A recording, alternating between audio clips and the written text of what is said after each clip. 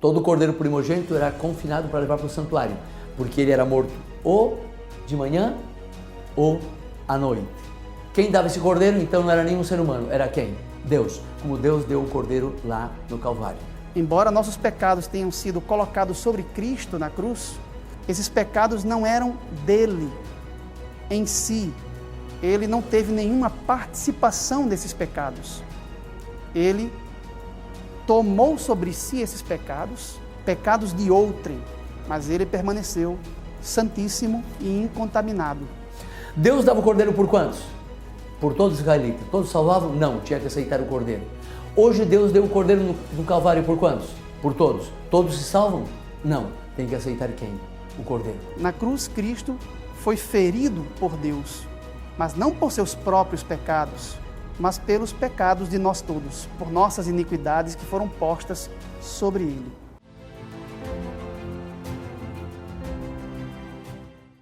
Quando João Batista, no Evangelho de João, no capítulo 1, no verso 29, ele aponta para Jesus e diz: eis o Cordeiro de Deus que tira o pecado do mundo, então nós entendemos o que significava aquele cordeiro que era oferecido de manhã e à tarde no santuário israelita. Todo pecado deveria ser eliminado ou expiado diante da presença de Deus pela morte do transgressor. A morte do transgressor, o salário do pecado é a morte, serviria como um sacrifício expiatório, poderíamos dizer assim. E isso não redundaria em perdão ou salvação, mas a expiação ocorreria. Ou seja, haveria a eliminação do pecado. O que significa ser justificado? É ser colocado a limpo, é receber essa justiça de Cristo, é receber esse status para que nós pudéssemos estar novamente juntos com Deus, porque fomos separados pelo nosso pecado. O plano da salvação, ilustrado de forma pedagógica através dos símbolos do santuário, possuía vários passos que iam sendo desenvolvidos dentro da liturgia dos cultos e sacrifícios ao redor do tabernáculo. A importância do sangue dos sacrifícios, nesse processo, apontava para a ideia de que o pecado trazia a morte para o pecador, mas que este poderia ser substituído por uma vítima inocente, representada pelas ovelhas que eram sacrificadas diariamente. A justificação da pessoa que oferecia a oferta de sangue, porém, só ocorreria se o pecador confessasse seus pecados, se arrependesse e aceitasse em seu favor a justiça de Deus em lhe purificar das manchas do pecado. No episódio de hoje, aprenderemos mais sobre esse processo de expiação, como também seu próximo passo, a santificação. Não saia daí, estamos só começando.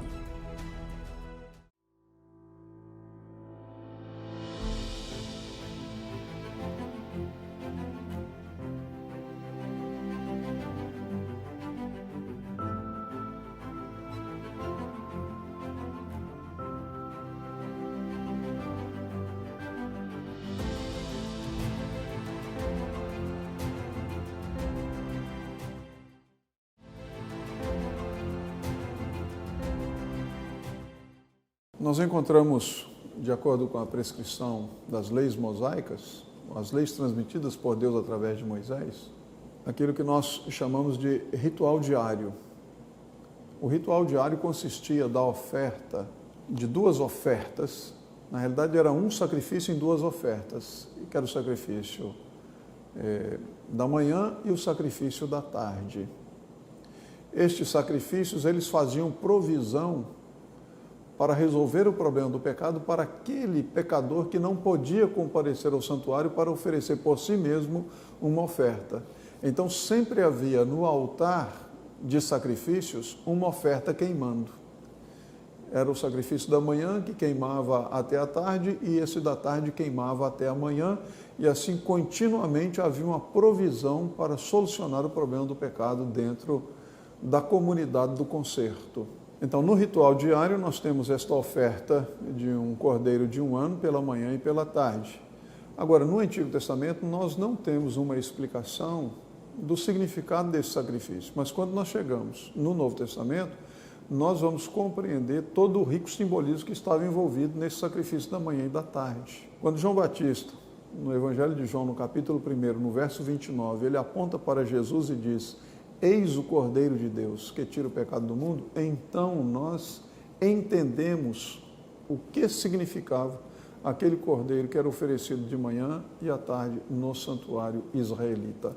Simplesmente eles estavam apontando para o Cordeiro de Deus, para Jesus Cristo, que viria para ser a oferta maior, a oferta final, a oferta definitiva, fazendo assim provisão para resolver o problema do pecado de toda a humanidade. Logo em seguida ao rito da imposição de mãos, que representava a transferência do pecado e da culpa para a vítima sacrificial, era necessária a imolação, ou o que se entende por sacrifício propriamente dito. Era necessário o abate da vítima sacrificial, o derramamento do sangue. Como disse Paulo, sem derramamento de sangue não pode haver remissão, né? Quase todas as coisas, segundo a lei, se purifica com sangue. Sem derramamento de sangue não poderia haver remissão. O que o sangue representava dentro do contexto sacrificial? No caso do pecado do sacerdote e de toda a congregação, o sangue era coletado em uma vasilha e levado para dentro do santuário para ser aspergido diante do véu, para ser colocado nas pontas do altar de incenso. Ou seja, havia um ritual de manipulação do sangue do sacrifício.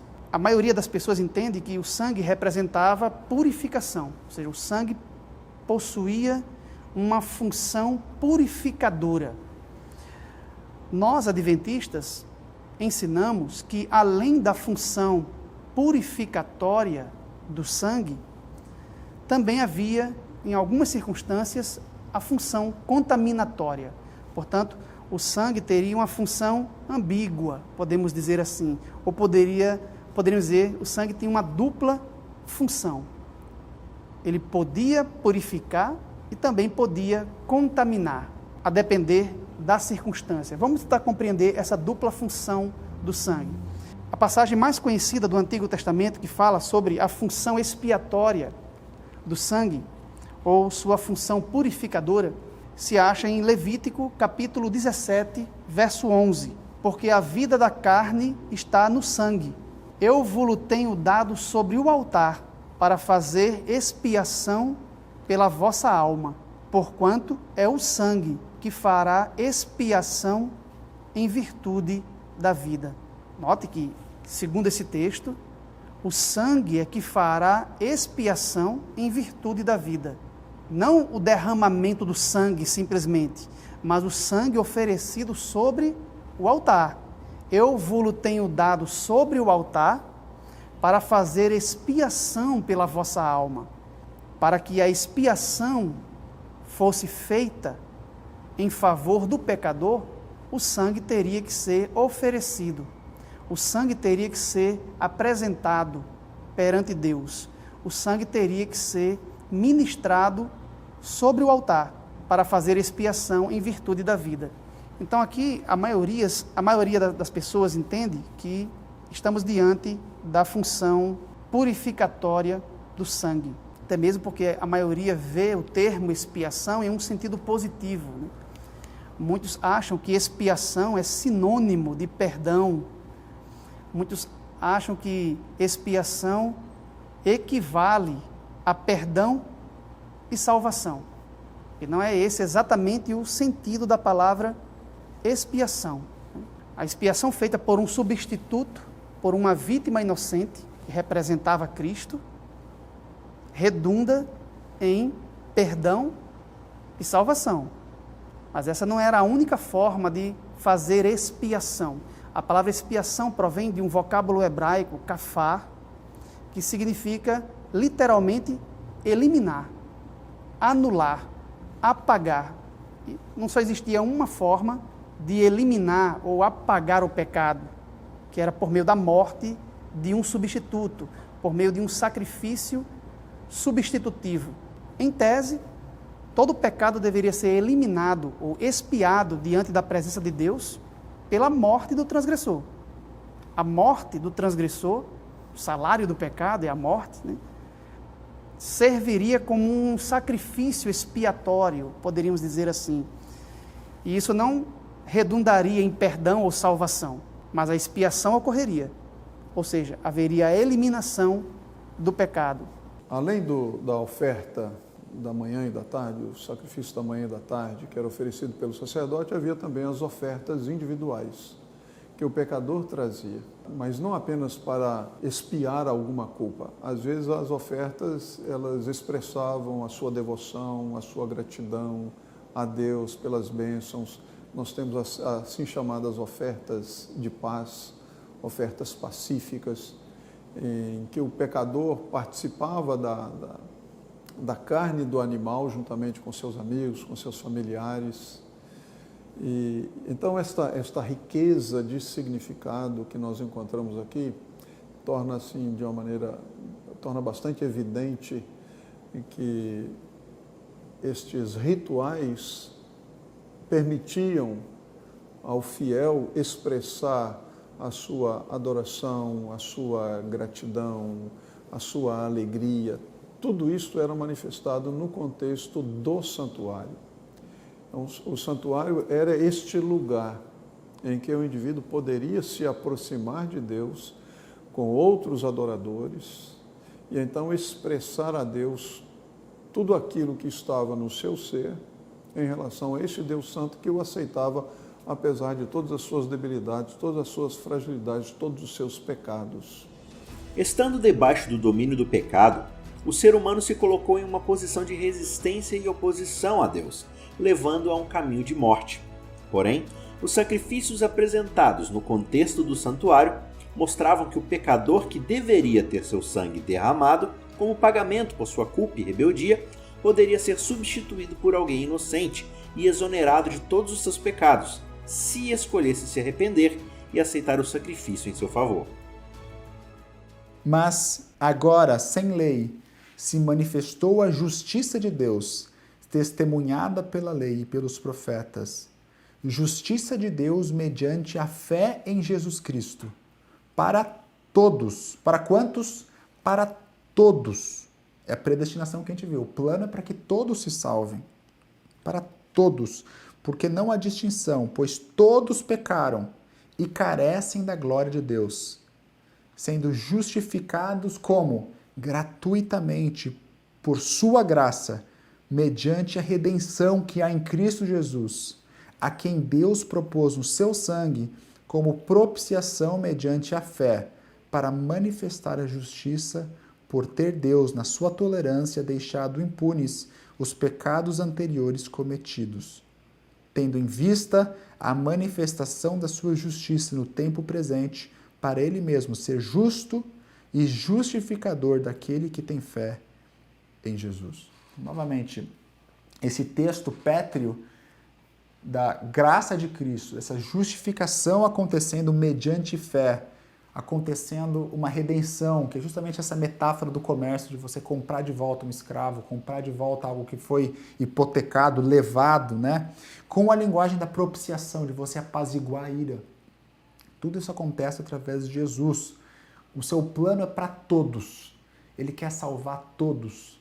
Mas, muito embora esse plano de salvação seja universal e disponível a todos, apenas alguns se apropriam dele. E por que isso? Se Deus quer salvar a todos e Deus pode salvar a todos, por que então todos não são salvos? A resposta é, novamente, as regras de engajamento do grande conflito. Deus nos deu capacidade de liberdade e essa liberdade tem um efeito secundário de que eu posso decidir o contrário de um Deus todo-poderoso. Então, aqueles que receberem essa graça divina são aqueles que querem receber essa graça divina. A pergunta é, o que você precisa fazer? Você precisa aceitar, você precisa receber. O que vai acontecer na sua vida vai ser a transformação da sua vida para as boas obras, vai ser a consequência dessa graça operante na sua vida, que vai o que Paulo vai falar, dessa graça que trabalha em amor. Mas o que você precisa fazer é você aceitar. Eu acho que João capítulo 3,16, quando tem o texto famoso, porque Deus amou o mundo de tal maneira que deu o seu Filho unigênito, único, para que todo aquele que nele crê não pereça, mas tenha vida eterna. Ele é lindo porque ele fala e ele ilustra sobre esse Jesus com a imagem daquela serpente que foi levantada no deserto. Lembra dessa história? Assim como Moisés levantou aquela serpente, Cristo ia ser levantado também para atrair todas as pessoas. E o que era necessário para aquelas pessoas quando a serpente foi levantada no deserto? O que era necessário para que aquelas pessoas pudessem ser curadas daquele veneno da serpente? Apenas ela olhar. Ela tinha que crer e olhar. E ao olhar, ela era curada. Da mesma forma, para nós recebermos essa justiça, o que é necessário?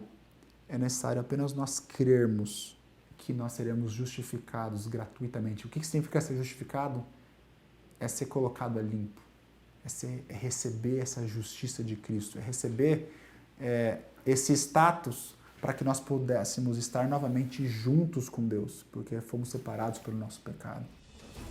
Ao seguir então no caminho salvífico apresentado pelo santuário, o pecador arrependido diante da graça salvadora de Deus era apresentado agora a uma trilha de mudança de vida, onde ele buscaria ouvir e aprender a vontade de Deus a cada dia e seguir fielmente em uma direção de obediência. Esse processo de se alimentar da palavra de Deus e seguir seu direcionamento é chamado de santificação e tem um papel primordial dentro do santuário. Vamos ao segundo passo agora. Entrando dentro do santuário, nós estamos entrando desde o oriente para o ocidente. À esquerda nós temos o candelabro, à direita nós temos a mesa dos pães. Vamos ao livro de Levíticos, capítulo 24, verso 5 em diante. E tomarás flor de farinha e cozerás nela 12 tortas, cada torta será de 12 décimas de efa, e as colocarás em 2 fileiras, 6 em cada fileira, sobre a mesa limpa diante do Senhor. Colocarás também sobre ela, cada fileira, um incenso puro, e será para o pão como perfume, oferta incedida ao Senhor. Cada dia de sábado colocarás, continuamente em ordem diante do Senhor, em nome de todos os filhos de Israel, como aliança perpétua. E será de Arão e dos seus filhos, os quais comerão no lugar santo, porque é coisa muito santa para ele. É oferta incedida ao Senhor por direito perpétuo. Nós estamos agora então entrando no segundo passo. Já vimos, no pátio, eu aceito o cordeiro, passo pela água e ingresso no santuário. Paulo diz ali no livro de Colossenses 2:6, de maneira que habeis recebido ao Senhor Jesus Cristo, andai com ele. Eu, no pátio, aceitei Jesus, fui justificado, mas agora tem o segundo passo. Cristo foi feito para mim justificação e agora é feito santificação. Onde ocorre o processo da santificação? Eu vou utilizar agora especificamente a mesa, os pães como processo da santificação. Recordemos também o livro de Hebreus, capítulo 12, verso 14. Seguide a paz com todos e a santificação, sem a qual ninguém verá o Senhor. Não é o processo da justificação ocorre aqui, mas ele prossegue. Eu sou justificado todos os dias, mas também sou santificado. De que maneira eu sou santificado agora na mesa? Os pães ali da proposição. Levíticos, versos 5 a 9. Primeiro, a farinha de que se fazia esse pão era chamada flor de farinha. No Talmud, eles dizem que essa farinha era moída ou socada até 10, 12 vezes. Era flor de farinha. Era farinha moída, recontra moída. Mas a farinha, para ser farinha, primeiro, ela vem de um grão. No capítulo 12 do livro de São João, 24, de certo vos digo, que se o grão de trigo não cair em terra e morrer, ficará só. Mas se ele morre, levará muito fruto. E para saber de que grão de trigo estava falando, o verso 32 diz, e se eu for levantado da terra, 24 fala do grão de trigo, 32 diz, se eu for levantado da terra, a todos atrairei a mim mesmo. Quem é esse grão de trigo que tinha que morrer? Nós, para ter uma farinha, tem que ter o grão, e nesse caso, do trigo. Para se tornar farinha, tem que morrer o grão de trigo. Esse grão de trigo era o Senhor Jesus. Isaías capítulo 53, verso 4 e 5. Certamente Ele levou nossas enfermidades, sofreu nossas dores, e nós o tivemos por açoitado e ferido de Deus e abatido. mas ele foi ferido por nossas rebeliões, moído por nossas transgressões. O grão de trigo morria, logo era moído para se tornar o quê? Flor de farinha. Retornemos a Levíticos. Te diz, e porás também sobre cada fileira incenso puro, e será para o pão como perfume, oferta acendida ao Senhor. A gente come pão com manteiga, pão com doce, pão com nata, mas você nunca comeu, meu telespectador, pão com perfume. Então, quando fala de um perfume aqui, ou de incenso, esse incenso tem um próximo significado. Vamos ao Salmo 141. Senhor, a ti eu clamei, apressura-te a mim, escuta minha voz quando invocar. Suba a minha oração diante de ti como incenso. Então, essa farinha ia se tornar pão. Nesse pão se colocava que? Incenso. O que simboliza o incenso? A oração. Então, esse pão simboliza, e nós sabemos quem é o pão, capítulo 6 do livro de João, e vamos ler o capítulo 6 de João, desde o verso 48 em diante. Jesus disse, 48, eu sou o pão da vida. Aquela farinha que era moída, aquele grão de trigo que morria, porque a farinha era moída, simbolizava o Senhor Jesus, que seria moído, se tornaria o pão de vida, para que eu pudesse comer. Mas esse pão, que finalmente é a palavra de Deus, eu não posso comê-la sem incenso. O que é o incenso? Uma vida de oração. Mas retornemos ao capítulo 24 do livro de Levíticos. Que dia esse pão era colocado, o pão novo era colocado? Diz o livro de Levíticos, capítulo 24, verso 8, cada dia de repouso os colocarás continuamente em ordem diante do Senhor. Se nós vamos à 1 de Crônicas, capítulo 9, o verso 32, diz assim, os filhos de Coate e seus irmãos tinham a seu cargo os pães da proposição, os quais colocariam ordem cada dia de sábado. O telespectador se imagina quanto tempo se levava para fazer esse pão? Quem fazia eram os filhos de Coate. Faziam os sábados, era um pão quente.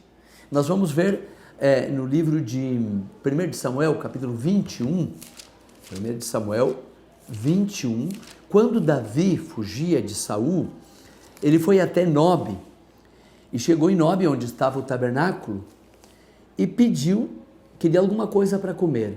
E diz ali o sacerdote, Abimeleque, disse, não tenho pão comum à mão, somente tenho pão sagrado, mas te darei se você e os criados estão guardados de mulheres. E Davi respondeu ao sacerdote, não é? Contou que não tinham tido relações com mulheres. E no verso 6 diz, assim o sacerdote deu o pão sagrado, porque ali não havia outro pão, senão os pães da proposição, os quais haviam sido tirados da presença do Senhor para colocar pães quentes no dia aquele que foram tirados. Que dia era esse? Sábado. O pão era colocado quente. Se era colocado quente, tinha sido feito em que dia? Sábado. Por isso Jesus fala ali que os sacerdotes trabalham no sábado e não tem nenhuma culpa. Muito bem, temos o pão, temos o incenso, era tirado o pão velho e era colocado pão novo. Mas o pão velho não era somente tirado. Vamos voltar ao capítulo 24 do livro de Levíticos e vamos ler ali o verso 8 e 9. Cada dia de sábado o porás continuamente em ordem diante do Senhor, em nome dos filhos de Israel, como aliança perpétua. E será de Arão e seus filhos, os quais o comerão no lugar santo, porque isso é coisa muito santa. Para eles é oferta encendida ao Senhor, é direito perpétuo. Aonde comiam Arão e seus filhos esse pão? No lugar santo. Então, nós temos um pão. Quem é o pão? Jesus.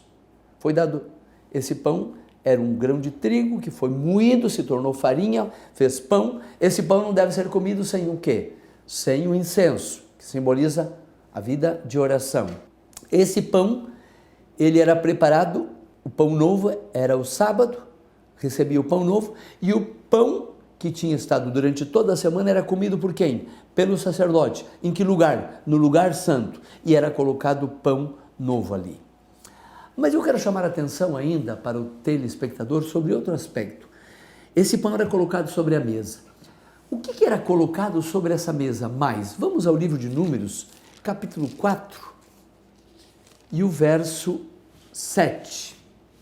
Diz assim: sobre a mesa da proposição estenderás um pano azul e colocarás sobre ela as escudilhas, as colheres, as copas, os tações para libar, e o pão contínuo estará sobre ela.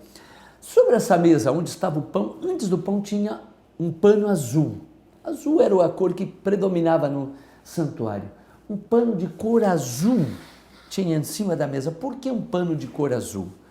Em Números capítulo 15, o verso 38 e 39, diz assim: e falarás aos filhos de Israel e diz que façam franjas nos bordes das suas vestimentas por suas gerações e coloque essas franjas nas bordas da sua vestimenta com cor azul.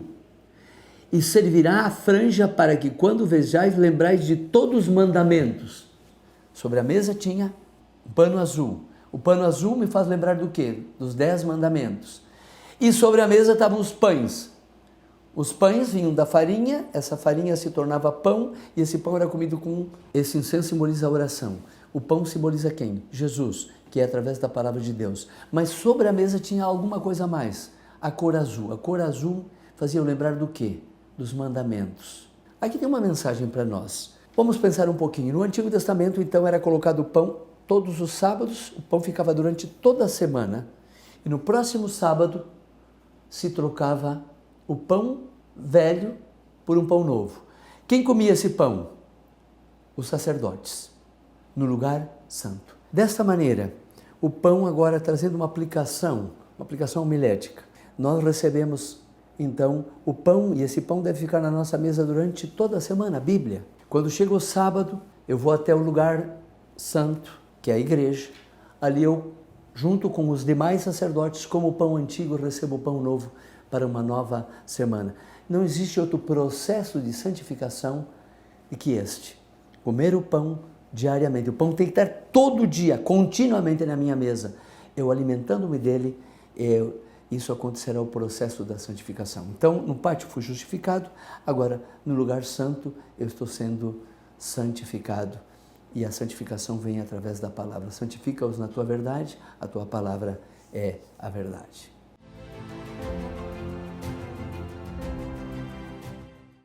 Quando o sacerdote levava o sangue da vítima sacrificial para dentro do santuário e aspergia com o dedo 7 vezes diante do véu, ele saía purificado de seu pecado, mas o santuário que recebeu o sangue transportava em figura o pecado para dentro do santuário e ali mantinha o seu registro. Todo pecado que ocorre, em que lugar ele vai ter solução? Nós vimos que o caminho de Deus está em que lugar? No santuário. Então, o pecado tem sua solução no santuário. De alguma forma, o santuário, simbolicamente, nesse ambiente do ritual, o santuário, ele se tornava o receptáculo de todos os pecados. É como se fosse um container, e neste container fossem agora depositados todos os pecados da comunidade do concerto. Todos eles, de acordo com a provisão estabelecida na lei.